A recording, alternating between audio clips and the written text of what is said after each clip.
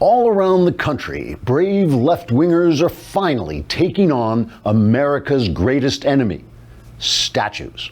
Yes, leftists who call themselves anti-fa, a term which means fa, have taken to the streets and parks to defend our great nation from these sneaky bronze figures who have perfected the insidious art of standing absolutely still while pigeons crap all over them.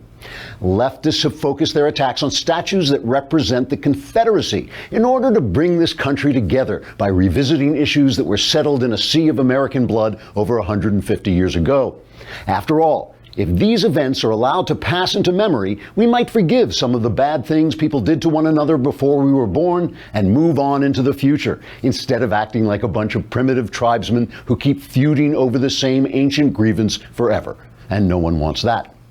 As anti-fa leader Jack Assamai told the Daily Wire in an exclusive interview from his apartment in the Joseph Stalin Home for the Morally Inexcusable, quote, "These statues may look innocent standing there, all motionless and covered with pigeon crap, but after darkness falls, they suddenly spring to life and join forces with the voices in my head to try to reinstall the Confederacy in parks and museums across the land," unquote.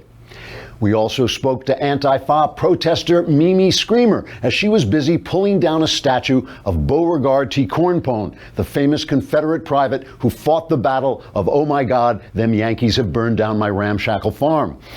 Miss Screamer and her friends dragged the statue off its pedestal. Then, to make sure the statue would never get up and bother anyone ever again, they kicked the statue repeatedly while making the statement, quote, "This filthy statue will once and for all, ow, I think I broke my toe, ow, ow, ow, ow, ow, ow," unquote. After neutralizing the threat from all the statues that represent the southern states, the leftist protesters plan to go on destroying statues from other parts of America they dislike, including the West, where whites killed Indians, the North, where industrialists abused their workers, and the East, where the protesters' parents refused to let them continue to live in their garages rent-free. As anti-fa leader Uncle Fa told our reporter, quote, "We have begun by attacking Confederate statues because nobody likes slavery and we can get away with it. But our real plan is to undermine America's sense of history and patriotism because we hate everything the country stands for. Oh, wait, did I say that out loud?" Unquote. The brave battle of the leftists versus the statues will continue, despite one tragedy where a leftist pulled a statue of a charging Confederate soldier down on himself and was bayoneted to death. President Trump addressed the incident, saying there was blame on both sides. Democrats attacked the president, saying his failure to specifically denounce the statue proves his secret attachment to statues. And CNN's Jim Acosta added, "Look at me, I'm Jim Acosta, look at me, look at me, look at me right now." Trigger warning, I'm Andrew Klavan, and this is The Andrew Klavan Show. I feel hunky-dunky, life is tickety-boo. Birds are winging, also singing hunky-dunky-doo. Ship-shaped, ipsy-topsy, the world is zippity-zing. It's a wonderful day, hurrah, hooray! It makes me want to sing. Oh, hurrah, hooray! Oh, hooray, hurrah!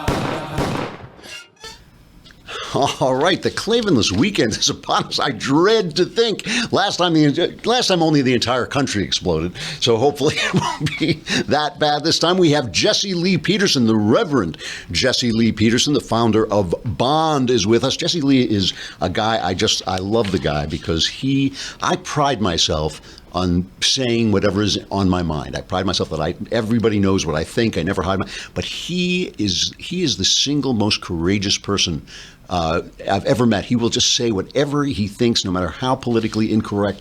And I always love talking to him. I'm a little sorry because it always bothers me that whenever a commentator comes on the air who happens to be black, he always has to talk about racial issues as if every black guy represents all black people.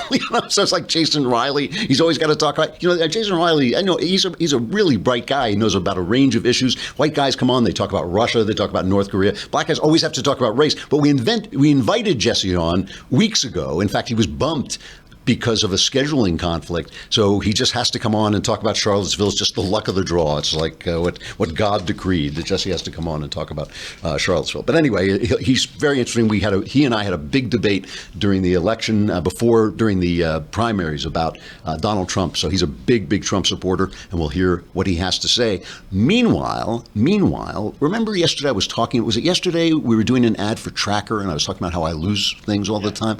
I wanted to wear my Movement watch today so I could show it off, because people keep complimenting this watch, and I misplaced it, and I haven't put my Tracker on it yet, so I couldn't find my Movement watch. But these things really are beautiful. And, you know, I love watches. I love watches. I don't think I'm cheap, but I don't like to spend a lot of money on things where I don't feel it's responsible to spend money on certain things. You know, so you don't go out and spend. I love watches so much I could easily buy a watch worth $6,000, but Movement watches are so attractive, and they don't cost anything like that. I mean, these watches start at just $95, and at a department store that would be starting at $400, $500. Movement, by the way, for some reason, they took all the letters out of it, so it's not spelled Movement, it's spelled MVMT.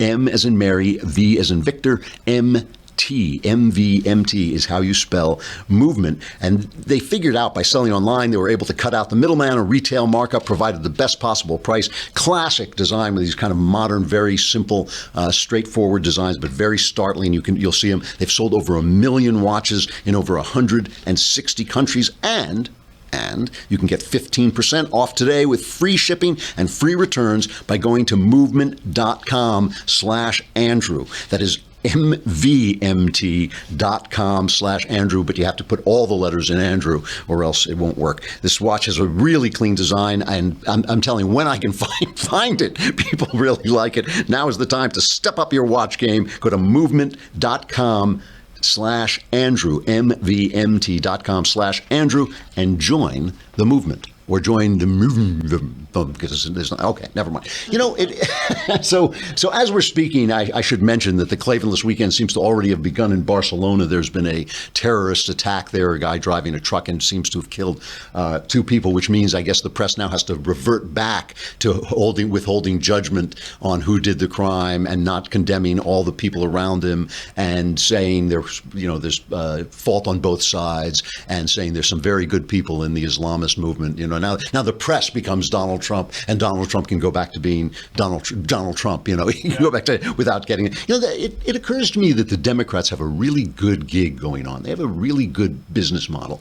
They have these policies that, I mean, one of the reasons I became a conservative, because I grew up a liberal Democrat, you know, and I didn't know any better, and I just had to learn the truth, basically. And one of the reasons I became a conservative was because I hated the way Democrats treat black people, treat minorities. I think that they try to infantilize them. I think they sell them on dependence. They sell them on helplessness. I think that their sexual policies have caused this incredible plague of illegitimacy that has been shown again and again to cause generational poverty. All these things. Look at the Democrat cities. Look at Baltimore. Look at St. Louis. You know, Baltimore, they're in the middle of the night. They're tearing down Confederate statues while people are being shot left and right. You know, I mean, it's not the statues that are shooting the black people. It's the Democrat policies that cause these horrors. Chicago, another one. All these places where Democrats are. And then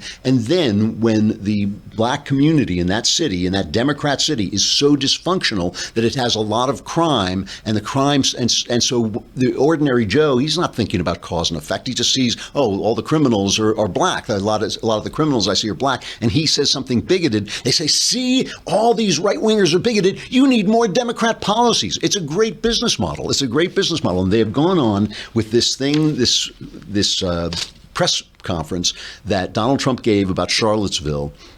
They are it's the classic thing.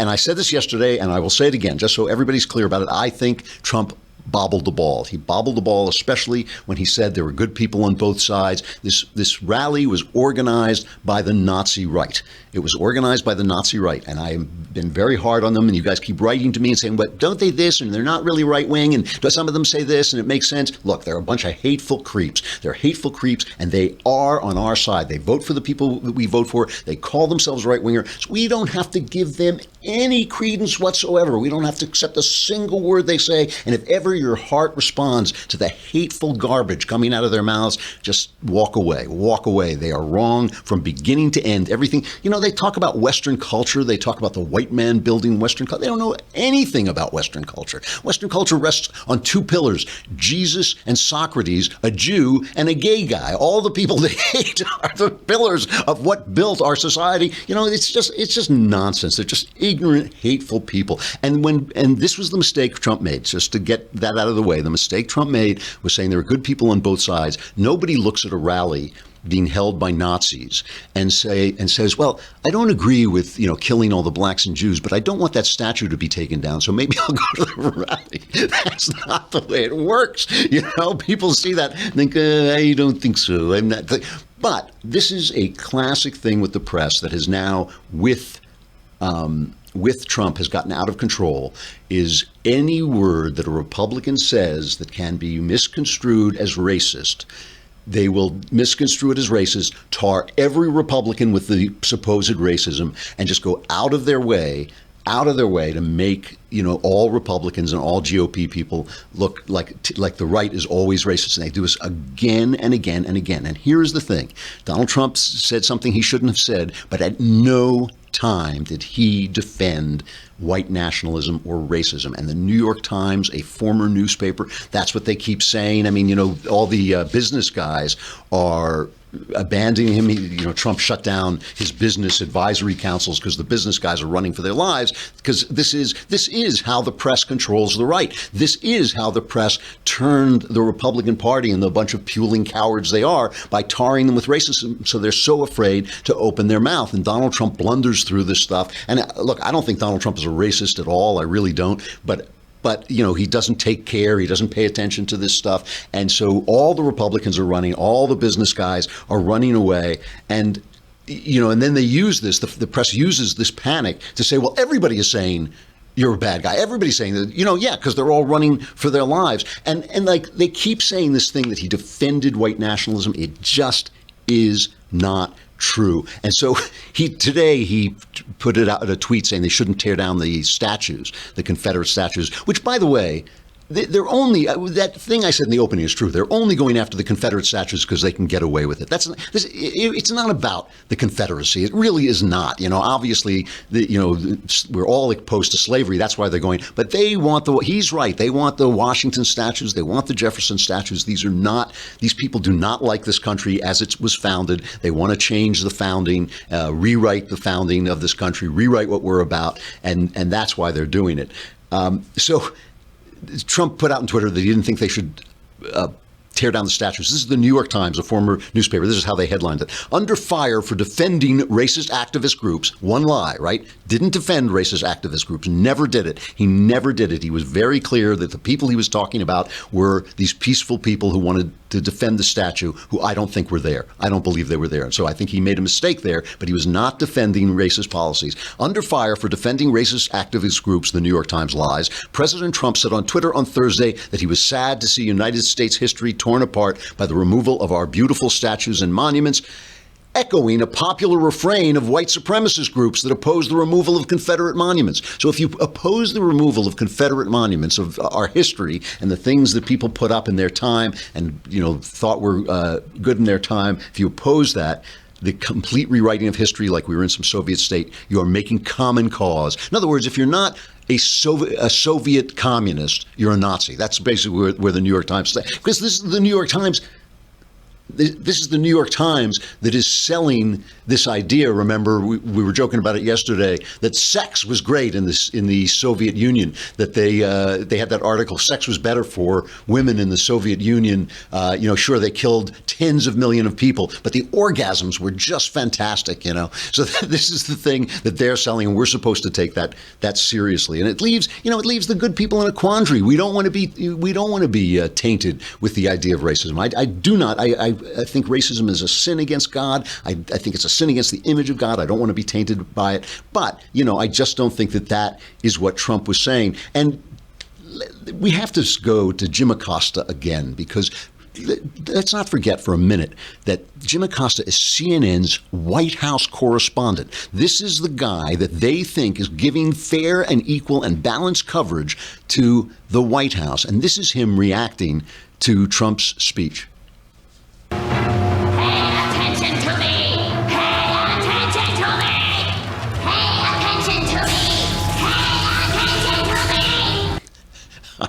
All right. That's just what he always seems to be saying. This is what he actually said. No, I think we saw the president's true colors today, and I'm not sure they were red, white, and blue. The White House put out some talking points tonight. This is what they say. The president was entirely correct. Both sides of the violence in Charlottesville acted inappropriately and bear some responsibility. There's another one that says he has been a voice for unity and calm. This is Alice in Wonderland stuff. How the White House could put out talking points saying that the president was in the right here is just, it's baffling. It's strange. But they are right in one respect. He has united the country against the views that he espoused today, which were right there on the edge of white nationalism.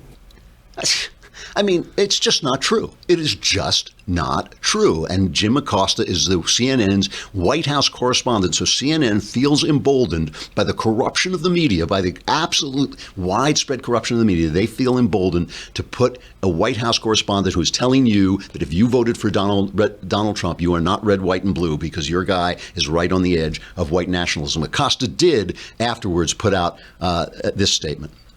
If I get on up and dance for you, scream and shout like a witch voodoo, would you give a little bit? Give a little bit of attention to me. So it is what Acosta always seems to be saying. So we've got Nazi scum, we've got communist scum, and we've got media scum. I mean, the media are like the worst people, because if they would report this story honestly, we would be able to come to opinions, nuanced opinions, but you can't when they are the worst hate group in the country. Have we got Jesse? Yes. Let us bring on the Reverend Jesse Lee Peterson, a man, as I say, I admire so much for his honesty and his fearlessness. He's an author, media personality, the president and founder of BOND, which is the Brotherhood Organization of a New Destiny, an American religious nonprofit dedicated to rebuilding the family by rebuilding the man. There you are, Jesse. How you doing? Hey, Andrew. Thanks for having me on. You look great, man. Thank you. It's mostly makeup. That's So I heard you got thrown out of your gym.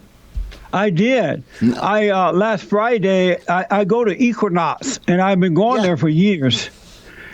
And so last Friday, I had to do a 10 a.m. interview with my friend Bill Cunningham out of Ohio. So I get to the gym, I put on my workout clothes, get myself on, run to a quiet room. And I've been doing this for years at the gym.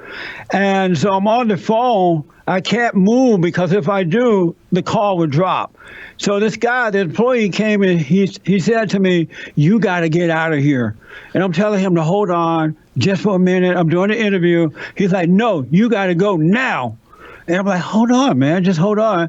So he went and got the manager, and the manager came in, and he got right in my face saying, "You got to get out of here and get out of here now. You have to leave the building. You can't come back. We're going to cancel your membership." I'm like, "What's going on? I'm doing an interview. Just a minute." And so I left that room, and my call dropped, so I lost the interview. And the guy was all in my face and just carried on. It didn't make sense to me. I had no idea why that was happening, because employees have seen me in those rooms before doing interviews and no problem. And so I get off the phone. I'm like, all right. And so I told the guy, he was in my face. I said, "Get the F out of my face." I used the manly words. And, Yeah. and then he said, "You can't talk to an employee like that." I said, "Yeah, you're right. I apologize." So I put my hand out to shake his hand to apologize. He like, "No, I'm not." He wouldn't accept it. And so he told the employee to go and call the cops. And when the guy walked away, the manager said to me, "You're saying that there is no racism and toward blacks and Hispanics. You're a Trump supporter." And I'm like, wow, that's what this is about. Wow. It's about being a Trump supporter. And so he said, "You got to leave. I'm canceling your membership." I said, "Look, I've been here forever. I never had any problems there. There are a lot of folks, because they see me on TV or heard me on radio or in print, they know where I'm coming from, but they like me because I'm a good guy, right? Right. But the guy threw me out anyway. He told me I had to leave. He wouldn't hear anything. Just, "You gotta leave." And he hated me so much because I support President Trump that he overreacted. So now I'm looking at what I need to do about this situation. I'm looking at my options right now. Yeah, I mean, this is Equinox Gym. I mean, they are a big LA gym. I see them all over. That is amazing to me. They do not want you working out if you support the president. That's it. That's right. And this is on Sepulveda Boulevard. It's the largest one that they have on Sepulveda Boulevard between Olympic and Pico. Yeah, I know it. I have been warned, though, I have to tell you, Andrew, by some of the workers and some of my friends who go to this gym. They were like, "You cannot let them know you vote for Trump. You can't support Trump around here. This is a liberal gym, and if they know it, they're going to get you for it." But, they talk about Hillary. They're always putting Trump down, and I refuse to cower down to fear like that. I have a right to vote and support whomever I want, even if they don't agree with it. As I don't agree with them, I have a right to do it. I'm not going to cower down. Oh no! I've never seen you do. I've never seen you do anything that even resembled cowering down. So I don't expect. Well, I want to hear what happens with this. Now, you and I, during the primaries, we had a great debate on TV, on your station, that where we talked about this. I had serious reservations about Donald Trump. I still have some, but you were all in on Trump. You loved that guy from the minute you saw him. Yes. How are you feeling now? When you and I were on my TV show, the FallenState.tv, when President Trump announced that he was running, and he said, I'm going to put a big, beautiful wall around the borders, and Mexico is going to pay for it, this big, beautiful wall. I'm going to bring back jobs. I'm going to deport illegal aliens. I'm going to cut back on restrictions and regulation. I'm going to protect this country from radical Islamic terrorism. I said that day, this is our next president. Wow. This is what we need. Yeah. And when I woke up on November 9th, 2016, I turned the TV on right away, 4 o'clock in the morning, and they said Donald Trump is our 45th president. I went to cloud 9, and I have been dancing on the ceiling ever since. You still feel this way? I am more convinced now than I was the very first day that he announced that he was running. This man is what America needs. The way he handled that situation in Charlottesville, Virginia, over the weekend was perfect. He said it was wrong on both sides, that violence is wrong. Never mind who is doing it, it is still wrong. And he mentioned later that even though you might not agree with the alt-right, they had a permit, they had the right to have their rally. And for the Antifa and Black Lives Matter to come there heavily armed with the intent to attack these people was absolutely wrong. And so then yesterday he had the most powerful press conference that I've ever seen any president have. This would go down in history as one of the greatest press conferences ever, because the man told the truth. Even being attacked by the media, he was able to tell the truth. And Andrew, that's what we need. We need honest government. We need government that put the country first. And President Trump is doing that. What do you think of the argument that there is something unique in America about the journey of black people out of slavery to equality that he is kind of missing, that it doesn't address that deep well of feeling that some blacks and whites have, that there's this terrible racism in this country. Should he address that more? Are they wrong about that? He's addressing it. First of all, black people are not on a deep journey. Yeah. Okay. I kind of thought you were going to say that. Yeah. Black people, not all, but most, wouldn't recognize a deep journey if it slapped them in the face. All right. Yeah. Okay. Black Americans are not suffering due to so-called racism. The ones who are suffering, and most are, is due to the destruction of the family and the lack of moral character. Black people are angry. They're angry first at their mothers who have turned them away from their fathers, and the mothers are impatient, imposing their will on them, being, or too mothery, and it causes the kids to become angry. And when you become angry, whomever you become angry at, you become like them. And so the anger that you see in black men and women is the anger of their mothers, and they're yearning for their fathers. The worst thing, Andrew, that can happen to a child, it doesn't matter the race or color, male or female, is to turn them away from their fathers. Because when you turn them away from their fathers, it leaves a deep down void, like an emptiness, like something is always missing in your life. And what is missing is a return to the fathers. And so blacks are yearning for the fathers, and they're angry at their mothers.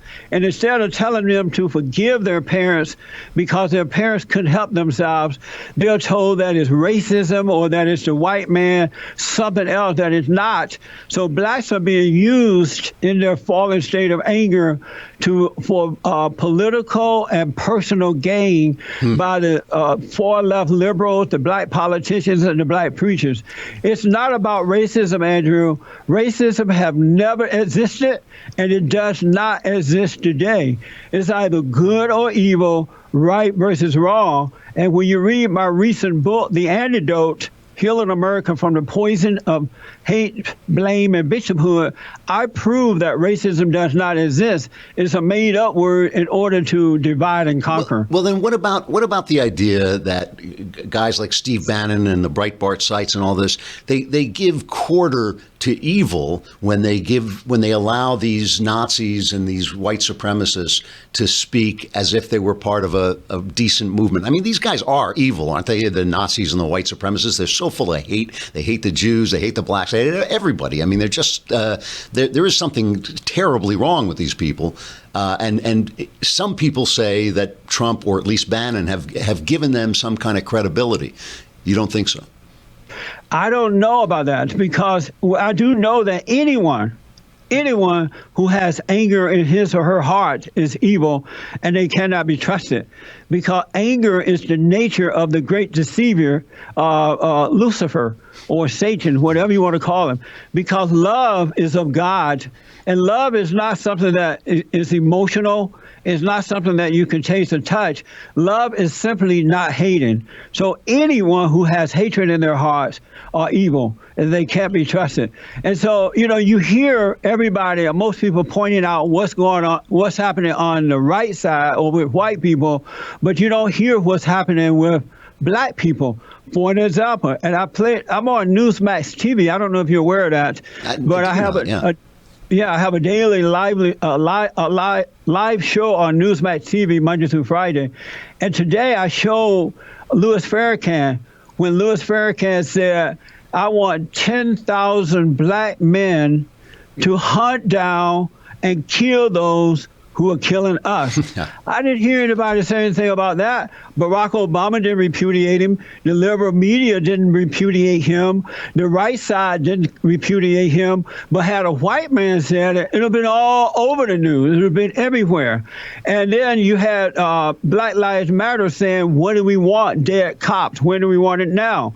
Pigs in the blanket, fry them like bacon. That's evil. And instead of repudiating Obama and Black Lives Matter, Barack Obama invited them to the White House, the heads of the organization, more than once. So how come it's okay to point out evil on the right side, but not on the left? And that's what that's what the President Trump was, the point he was making. Why is it that it's always with the white folks, but never with the blacks who are doing the same thing? What do you have to say? There are a lot of people on the right who they used to call themselves Never Trump, and then once Trump got elected, they said, well, okay, we're not Never Trump, but we really still oppose this guy. He's bad for the party. He's bad for conservatism because he's such a blundering guy. You know, he's such a bull in a china shop. Do you think that they're being played in some ways, the right wingers who still oppose Trump? Yes, sir. They are being played. They are weak. They're cowards. They don't. Okay. Don't beat around the bush, Jesse. President Trump is a man who is finally telling the truth. We have a man in office who, for the first time in my lifetime, or at least of voting, is keeping his word. He promised to do those things.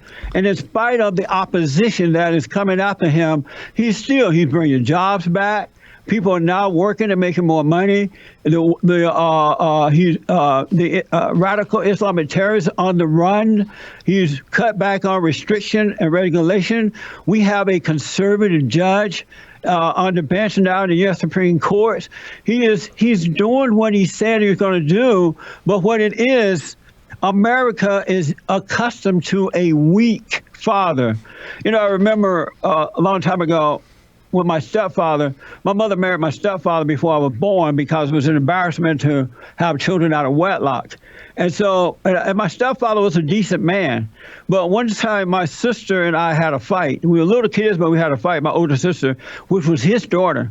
And she hit me and I hit her back. And instead of my stepfather punishing both of us, he only punished me.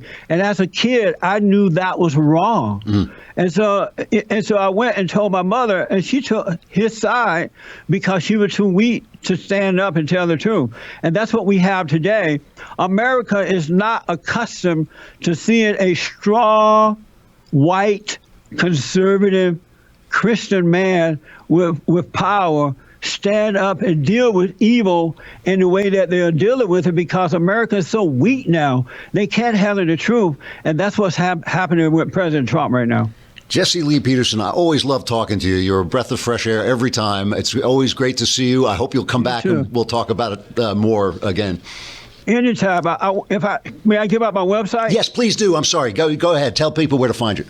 I want them to go to rebuildingtheman.com, rebuildingtheman.com. And for those who don't use the website, we have older people who don't use it. They can call us at 800-411-2663, 411-BOND. And our battle is not about color. It's not about the physical. It's spiritual. It's about right or wrong, good versus evil. Absolutely. All right. Thanks a lot, Jesse. I'll see you soon. Thank you. Yes, sir. Bye-bye. That guy just, he will say what he's going to say. And, you know, people have pointed guns in his face, and he does it anyway. Anyway, you heard they threw him out of his gym. You know, people don't like to talk about life insurance because, for the obvious reason that when you talk about life insurance, you got to talk about the fact that you might not be here. Now, in my case, that's not a problem because I am, of course, immortal. But some of you whose lives... Yeah, exactly. It's the leftist tears you get from subscribing to the site. You know, PolicyGenius.com is the place to go to get life insurance that costs a lot less than you think it does, because a lot of people just think, you know, something like, it's like 35 million families in America don't have life insurance, which means if the main earner, if something should happen to the main earner, people are really stuck. You know, they're suddenly cut off without funds. They don't get the payout from the insurance. And people think that life insurance costs a lot more than it does. But if you go to PolicyGenius.com, you can learn about life insurance, you compare quotes from America's top providers, and you can save up to 40% on your policy, which sounds, I mean, that is just a lot of money to save. Policy Genius has placed over $5 billion in life insurance. It's a simple, user-friendly website that helps you work out exactly which policy is right for you and finds you the best price. It takes about 5 minutes to apply for a quote. Most Americans think this is going to cost a lot more than it does. You can save up to 40%, just a lot of stuff. And also, they don't like push a policy down your throat. They just let you compare the prices. If you've been putting off life insurance or want to make sure the insurance you have is right for you, check out PolicyGenius.com today. And you can save up to 40% just by comparing policies. The quotes are free. There's no sales pressure, zero hassle. PolicyGenius.com. It's life insurance for the 21st century. You know, I want to play just a couple of quotes that came out about the reactions to the Trump presser, because, you know, the power that the press has is to create this atmosphere of hysteria where all the GOP runs for its life and all the people, you know, are scared and all this stuff. And it creates this emotional, atmosphere, especially in the Beltway. Obviously, it doesn't in Washington, in LA, people being thrown out of their gyms and things like that, but especially in the Beltway. And that's where it really has an effect, because people are afraid to come out and say what they mean, and they're afraid to talk because they know they're going to be completely pilloried, as Trump is being pilloried now. So here are a couple of Here's the thing about Donald Trump. I don't believe Donald Trump is a racist at all. You know what I believe? They asked Trump about race. They asked Trump about, have things gotten better? They never asked this to Barack Obama, because things got much worse. The racial divide got much worse. But no, is that Obama's fault? Absolutely not. But if it's getting bad now, it's all Trump's fault. So Trump had this response, which was really interesting, really fascinating if you listen to it. This is cut number 5. They've been afraid for a long time. And you can ask President Obama about that, because he'd make speeches about it.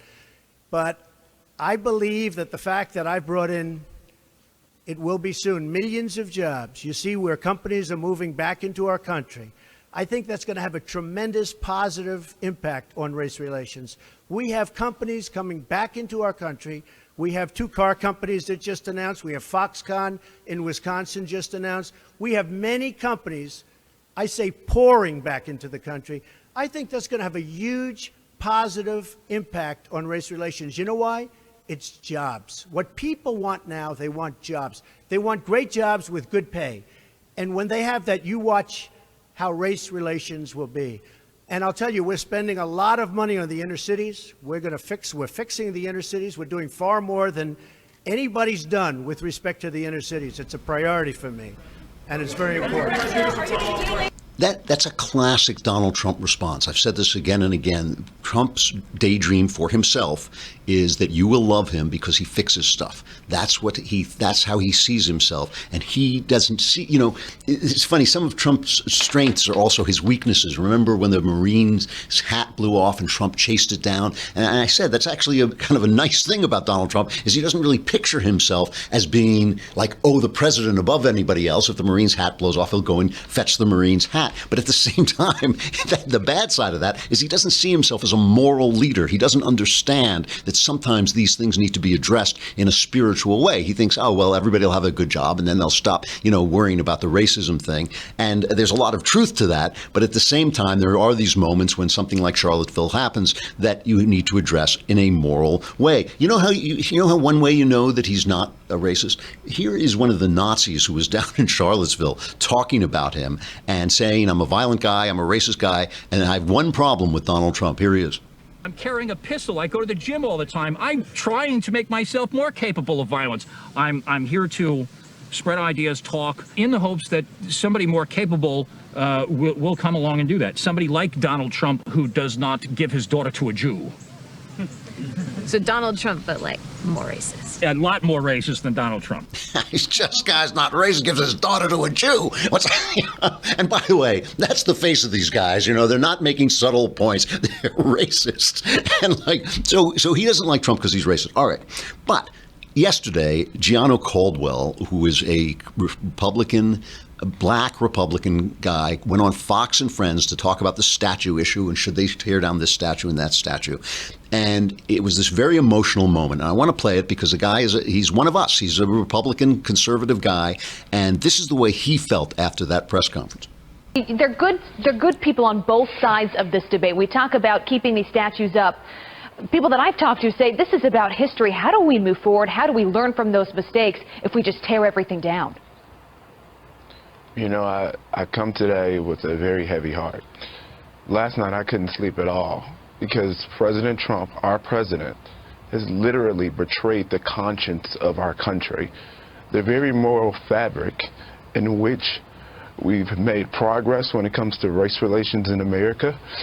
He's failed us, and it's very unfortunate that our president would say things like he did in that press conference yesterday when he says, well, there's, good people on the side of the Nazis. They weren't all Nazis. They weren't all white supremacists. Well, Mr. President, good people don't pile around with Nazis and white supremacists. Maybe they don't consider themselves white supremacists and Nazis, but certainly they hold those views. This has become very troubling, and for anyone to come on any network and defend what President Trump did and said at that press conference yesterday is completely lost and the potential to be morally bankrupt. And he starts crying. We got to care about that guy, I mean, we really do. He's, like I said, he's one of us. And if he feels that way, now maybe, you can parse what Trump said and did he mean this and did he say that? But, part of being the president is leading, and part of leading is appearing and seeming to be what people need you to be in these moments of division. And I mean, nobody wants to see these Nazis go down to Charlottesville and not be rebuked, and they've got to be rebuked, and they've got to be rebuked again. And it's great to talk about the violence of Antifa. The press has been wicked. They have been evil. As I say, there's the commie scum and there's the Nazi scum and then there's the media scum. And the media has been evil in covering up the violence of this. Chuck Todd, I think it was, had some Antifa guy on. Just let him just completely romanticize and cover up the violence of this movement. But here are some people, and props to CBS News, because they had these people on. I'm sure they didn't get the answers they were expecting. CBS News had these people on, and here are the people who say what I think is true about Donald Trump, that they're not looking to him for moral guidance. They're looking to him to fix stuff, and that is what Trump is selling. This is cut number 10, a really fascinating interview with Trump supporters. How do you explain what your support is for a president, given the criticism that he's had on this race issue? I think for myself, period. Nobody's going to tell me what to think or how to think. I'm not gullible and I'm not blind. It's my decision if I'm going to support someone or not go by what other people has to say. And to me, what I've seen and what I love, he's not going to lose my support anytime soon. I've been a Republican before Donald Trump. I will be a Republican afterwards. I honestly don't think we will see this issue of racial divide addressed until we remove identity politics out of the political process.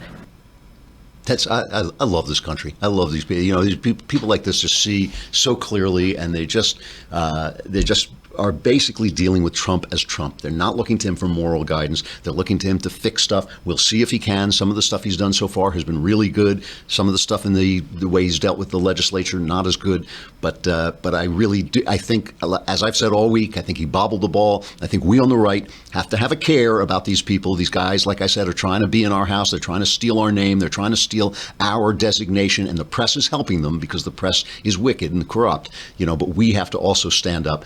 We have to do the right thing. The thing that Jesse Lee says, I don't always agree with Jesse Lee. He's to the right of me socially, but I think that the thing that he says, where these are spiritual issues. When I was baptized, I didn't believe.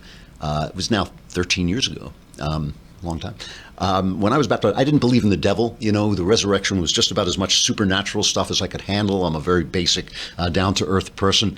But over time, I started to say, and I've even put this in one of my books, I think it's in Werewolf Cop, where the guy says, there may not be a devil, but the world is exactly as if there were a devil. And I think that that's what started to convince me that, in fact, there is a conscious force that fights against the good and fights against the evil. And the way you kind of know that is because evil doesn't care about our philosophy. It doesn't care how it'll dress up like us. It'll dress up and look like us. And you say, well, that guy's kind of like me, and he says some of the things that I like, and maybe I can follow him down this, rabbit hole into hell. And like the devil don't care. He do not care. It's like it's just that thing. He's always above our philosophies in the same way God is. The devil's like the mirror image of the good. That he's above our philosophies, and we cling to things that are good, but you can believe in Jesus and do evil, you can believe in liberty and do evil, you can believe in equality and do evil. It doesn't care, and we have to pick out the guys. And it doesn't matter, you can say, oh, these Nazis are not on the right, but they say they're on the right, so we have to make it very clear that we're not with them. And even if they appeal to something in your heart, turn it off and walk away, because they are the bad news. Stuff I like. All right, we have now brought Stuff I Like to the end of the end of the week, because I wanted to just hone in on stuff I really, really like. First, I have to say something I liked. Last night, a bunch of the guys and girls from the Daily Wire went to Walt Disney Concert Hall here in L.A., which is, to me, this fantastic. People love it. It's got a very hyper modern building. It is. I find it fantastically ugly, but it has the best acoustics I've ever heard. It's like being in your car. You know, when you're in your car and you turn the stereo up, that's what it's like. The Santa Monica Philharmonic was there, and Dennis Prager, who conducts as a sort of passion, a hobby, he conducts orchestras as a hobby, was conducting a symphony by Haydn, and it was just great. It was really wonderful. I saw Dennis the night before at the Dodgers game, and he was nervous. You know, he was actually nervous, and Dennis is not a guy who gets rattled easily, but he was nervous, and you could just see the joy on his face as he got to the end of the symphony. He realized he had done it and it was going to work, and the music was wonderful. And because a lot of the people were there for Dennis, and they weren't people who usually go to symphonies, they played famous pieces which you don't get to hear very much in symphonies, because the aficionados don't want to hear the same pieces again and again. So it's very rare that you get to go and hear Beethoven's Fifth, you know, bum, bum, bum, bum, bum, bum, bum. You know, you don't get to hear that often. And to hear it played, it's such a beautiful piece that the normal guy, who I'm sorry, I don't remember his name, the guy from the conductor of the Santa Monica Philharmonic conducted that piece. It's just beautiful, and it just takes you, you know, it takes you so far above politics and out of politics and into yourself and into the life of the mind that is really a wonderful thing, which is why I so recommend that people take time to go back to the great culture. And I want to end with Stuff I Like. One of maybe, is he the greatest American poet? He's certainly among the handful. If you had to name, you could not name 5 great American poets, is Walt Whitman. And Walt Whitman is kind of our national poet. And he was on the cusp of a movement called Transcendentalism, which I've always been very fascinated by, because it was kind of the American version of British Romanticism, more religious, more independent, more based on the individual. It was a lot of like breaking away from the past and tradition that a person could find within himself. He could find within himself the right path and the right guide. A very American, self-reliant, it based very big on the idea of self-reliance, which I think was an Emerson phrase. But Walt Whitman wrote this book, Leaves of Grass, which at the time was viciously attacked as being pornographic. And there's a lot of talk about Whitman's sexuality. Most people think he was gay. He claimed he wasn't. He claimed that he had fathered 6 illegitimate children, but most people feel that he was probably a gay guy, but I don't know. But the book itself, it's not poetry like you've ever heard before. It's kind of the first modern poetry, but it's got a different voice. It's something you haven't heard. And I picked one very short piece because it kind of spoke to me in the moment when I sort of felt this week kind of weighed on me. You know, I really dislike these Nazi guys, and I dislike the press lying about them, and I dislike them ginning up the hatred between the people and these guys pulling down the statues. They're the worst people in our country. The Antifa people and the Nazis and the press. They are the worst people in this country. They represent a very, very small number of people. When you saw those people, both the guy who was upset at Trump and the 3 ladies who were supporting Trump, you see those people and you realize, most Americans are such decent people. I've traveled everywhere in this country, and they really are wonderful people. These little groups of dirtbags, to use the technical term. I don't like to use scientific terms, but these dirtbags, to set us against each other is just really, it was weighing on me. And Walt Whitman wrote this poem called "Oh Me, Oh Life." And "Oh Me," of course, an old-fashioned way of saying, I'm sad. Basically, I'm sad. "Oh me, oh life." Life is weighing on him too heavily.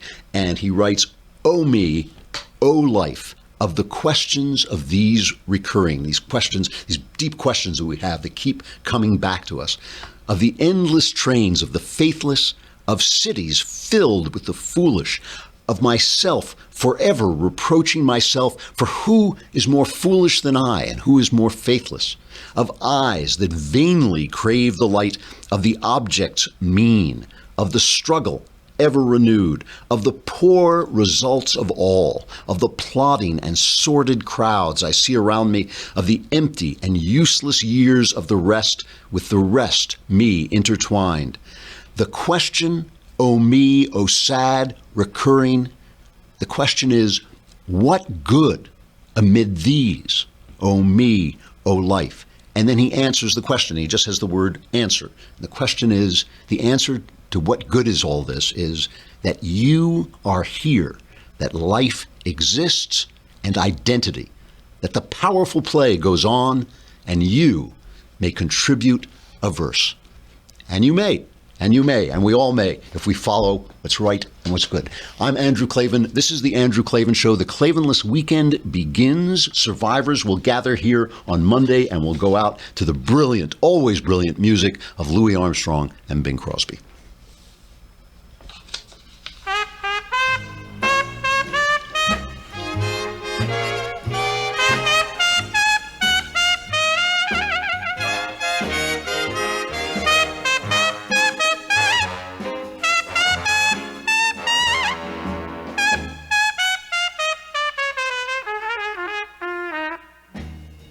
Along with me. I am coming indeed. Down the Mississippi. Yes, we'll take a boat to the land of dreams. Steam down that river down to New Orleans. Yes, Basin Street, get you there. Yes. And all our old friends are gonna greet us. Monday's old friends to greet us. Yeah. That's where the South and the South first grabbed that beat. Oh, this heaven on earth, they call it Basin Street. Yes, Basin Street. Oh, yeah. That's the street. Oh, yeah. Where the elites always meet.